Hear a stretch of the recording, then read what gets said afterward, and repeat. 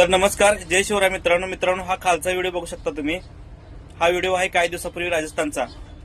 मित्रांनो, ही आजी काबाड कष्ट करून आपलं घर परपंच चालवत होती। 60-65 वय असेल आजीचं। या आजीच्या पायातले कडं एका महिलेला आवडलं। तिनं तिच्या आपल्या नवऱ्याला सांगून मला असे चांदीचे कडे हवेत म्हणून त्या दोघांनी काय केलं बघा। त्या आजीला आपल्या रानामध्ये कामाला ये असं सांगून बोलवून घेतलं। पहिले तिचे चांदीचे कडे मागितले, पण त्या आजीने त्यांना दिलं नाही म्हणून त्या दोघांनी त्या आजीचे दोन्ही पाय तोडले। दोन्ही पाय तोडून ते चांदीचे कडे काढून घेतले। मित्रांनो, कुणी अधिकार दिला अशा लोकांना की एखाद्या व्यक्तीचं आयुष्य बर्बाद करायचं?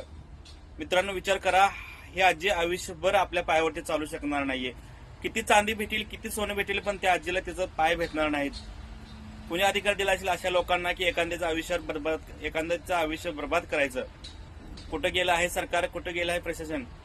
मित्रांनो, खरंच खूप वाईट घटना घडली आहे राजस्थानमध्ये।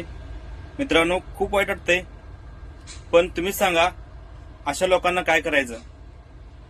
हा व्हिडिओ नक्की बघा। जय शिवराय।